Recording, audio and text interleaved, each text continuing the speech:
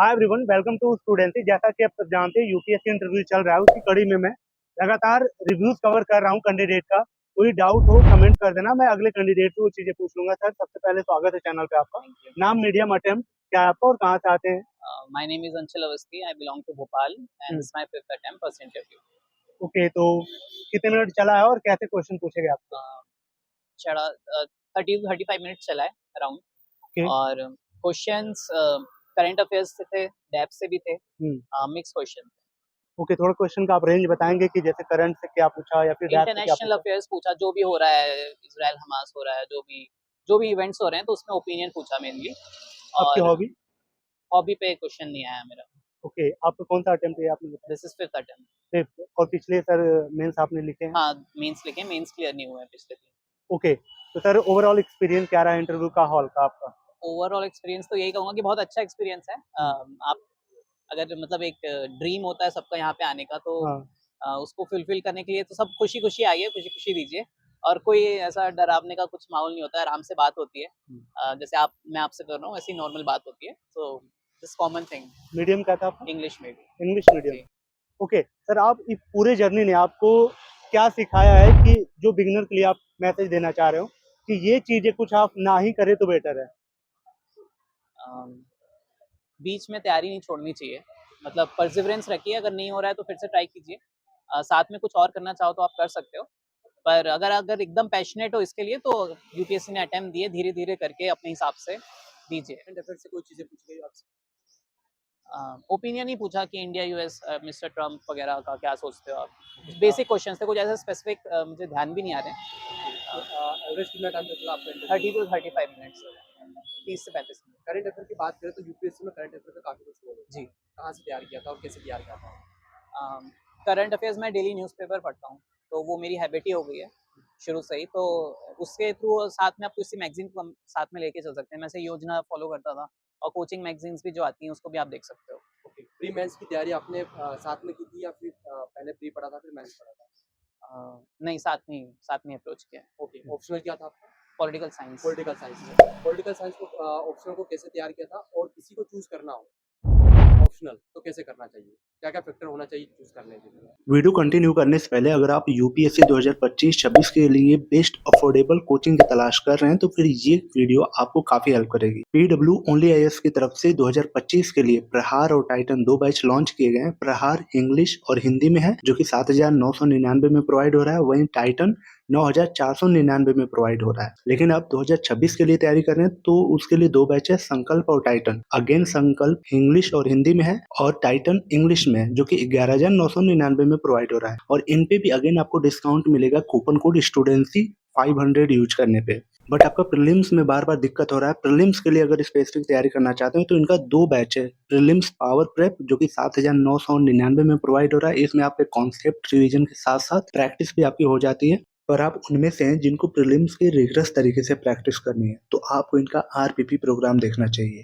जिसमें डेली सुबह आपको जीएस और सीसैट के क्वेश्चंस मिलते हैं। साथ ही उनका डेली लाइव वीडियो सोल्यूशन भी मिल जाता है। इनके साथ साथ सेक्शनल और फुल लेंथ टेस्ट भी मिलते हैं। वीकली मेंटरशिप वेबिनार के थ्रू होता है और साथ ही हिंदी और इंग्लिश दोनों में ये अवेलेबल है। ऑनलाइन ऑफलाइन भी इसे आप एक्सेस कर सकते हो, जिसकी फीस 4,000 से स्टार्ट होती है।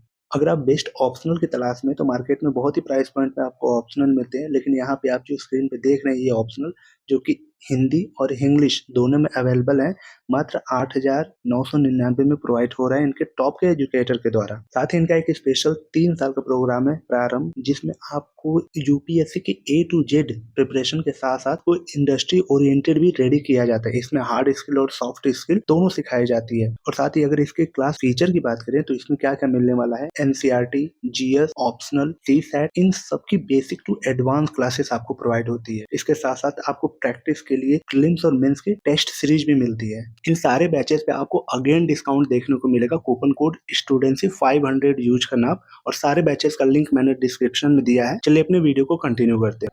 पहले तो आप अपना ग्रेजुएशन सब्जेक्ट में जाएँ कि वो आपसे फिट हो पा रहा है कि नहीं, आप उसको हैंडल कर पा रहे हैं कि नहीं। और अगर नहीं होता तो फिर सिलेबस देखिए, सिलेबस से ये देखिए कि आप उस पर्टिकुलर सब्जेक्ट को हैंडल कर सकते हैं कि नहीं। बिकॉज़ आंसर राइटिंग क्रक्स है ऑप्शनल की। आप ये नहीं सोचिए कि ये पर्टिकुलर टॉपिक कैसे समझूँगा। अगर आप आंसर राइटिंग उस पे कर पा रहे हैं, कमांड ले पा रहे हैं, तो फिर आपको वो ऑप्शन ले लेना चाहिए। ये 5वें अटेम्प्ट में आपका प्रीलिम्स कितनी बार सर क्लियर हुआ था? मेरा 3 बार प्रीलिम्स हो चुका है। 3 बार। सबसे बड़ी बात आज की प्रीलिम्स है, स्पेशली अगर हिंदी मीडियम की बात करें, तो आप प्रीलिम्स की कुछ स्पेसिफिक आप स्ट्रेटजी आपकी क्या रहती थी और क्या होनी चाहिए जो आपको ये जर्नी ने सिखाया है? कि आपको प्रीलिम्स में ये स्टेप लेना पड़ेगा? प्रीलिम्स के लिए तो प्रैक्टिस बहुत मेन है। आप करंट अफेयर्स न्यूज़पेपर से कवर कीजिए। एक प्रैक्टिस बहुत कीजिए, टेस्ट बहुत सारे दीजिए, जितना आप हो सकता है उतने टेस्ट दीजिए। तो ये अप्रोच रहना चाहिए। पीवाईक्यू बहुत अच्छे से करना पड़ता है। ओके सर, 2-3 आप बार करिए। ओके सर, आपका जो सिलेबस होता है और जो आपकी स्टैंडर्ड बुक्स होती हैं, इनको सर आप कैसे इंटरकनेक्ट करते हैं और करंट अफेयर को? स्टैंडर्ड बुक्स तो पढ़नी ही चाहिए, क्योंकि मुझे लगता है कि पढ़ाई इस तरीके से कीजिए कि एक आपको नॉलेज और बिल्ड हो। मतलब सिर्फ एग्जाम ओरिएंटेड से मत पढ़िए, क्योंकि ये प्रोसेस ही ऐसा है कि आप बहुत कुछ सीख सकते हो, जान सकते हो। तो स्टैंडर्ड बुक्स पढ़िए, फायदा ही होता है। अगर टाइम है तो पढ़िए, अगर नहीं होता है तो फिर उसका शॉर्टकट निकालिए। बट मेरे हिसाब से पढ़ना चाहिए, क्योंकि reading is very much important. आजकल लोग वीडियो देख के सब सीख जाते हैं। I believe text book are very important. तैयारी आपने दिल्ली से किया फिर नहीं, घर मैंने से भोपाल से, घर से। भोपाल से की? तो कोचिंग वगैरह किया हाँ, था कोचिंग करी थी मैं।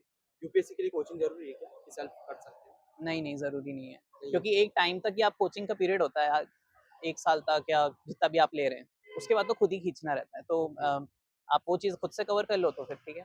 मेंस की आंसर राइटिंग आप बात करें, जी। क्या फॉर्मेट होना चाहिए, किस टाइप से आपको आंसर राइटिंग करना चाहिए? फॉर्मेट तो बहुत ईज़िली अवेलेबल है कि इंट्रोडक्शन, बॉडी, कंक्लूजन। ये होना चाहिए कि आपको ओरिजिनैलिटी रखनी चाहिए थोड़ी आंसर्स में।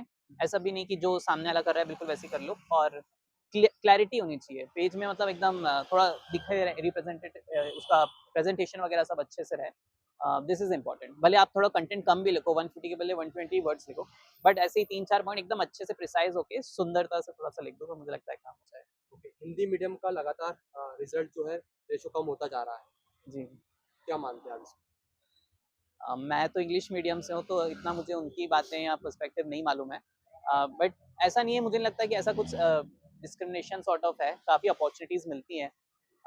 तो अब रेशियो वगैरह सिलेक्शन के लिए मेरे को लगता है कि वो पढ़ाई का या कुछ कैपेबिलिटीज़, जो राइटिंग स्टाइल है उसमें शायद कुछ चेंजेस करना पड़ता होगा, ज़्यादा मेहनत करनी पड़ती होगी।